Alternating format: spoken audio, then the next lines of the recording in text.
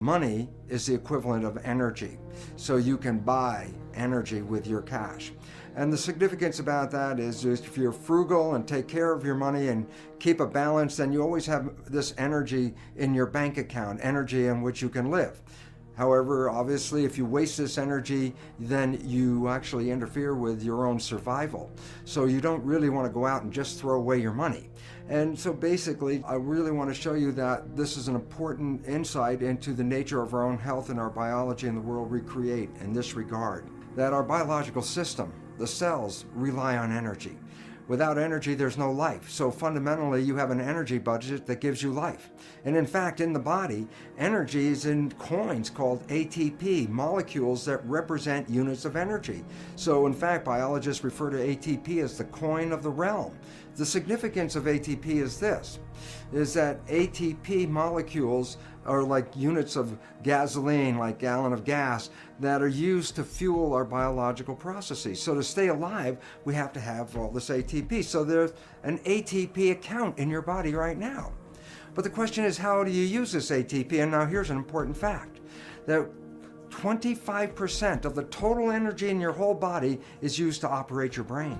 So all of a sudden you start to recognize that the brain uses energy at the rate of muscles of a marathon runner. So brain and muscle activity are pretty much the same. And so why is this important? Because as you're using your brain, as you're using your thinking, you are actually using energy. Now, why is this relevant? And the answer is very simply this. Because the way we've been using our thoughts are not necessarily productive. As a matter of fact, sometimes our investments of our thoughts are actually counterproductive because our thoughts create a reality that we then have to overcome. So basically it says that we must start to become aware of our thoughts. And why is this important? Because thoughts represent units of energy. Every time you have a thought, you use energy. Why this becomes relevant is, if I give you a checkbook for your bank account, you don't go down the street and just write checks to people like, oh, hey, you're a nice looking guy. Here's $10 for you. And, oh, here, little girl, go out and buy yourself a little car. Here's $1,000 for you. And you don't give away your money. Why? Because giving away your money is giving away your life. So basically, you become very frugal when you have a checkbook in your hand. Now, what I'm trying to tell you is this. You have an energy budget in your body. The energy is what keeps you alive. When you start using energy and writing checks where you get no return from your energy, then it's exactly the same as writing checks out of your bank checkbook and giving away your cash. So why this becomes important is the biology of belief reveals how our thoughts create our reality.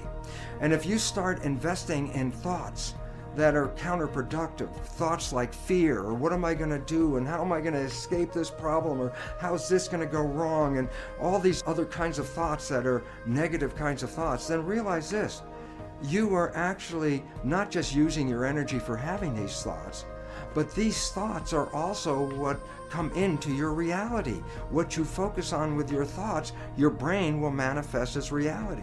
A wonderful quote from Bhagavan Das, I really love this one. He says, worry is a form of praying for what you don't want.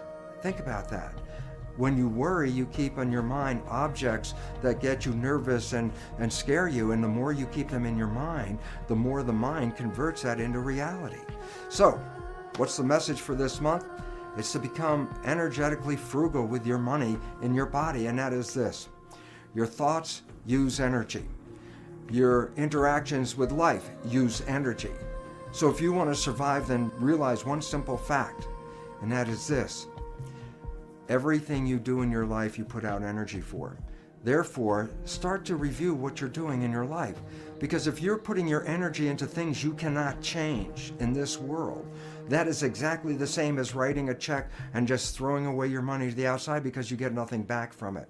So think about this very interesting reality that you have this energy checkbook. And every time you use energy, you have to say, is the use of this energy going to enhance my life, or is it just wasted energy? Am I getting involved in a political argument with people where I'm going to use up all my energy, and will I have changed the world? No.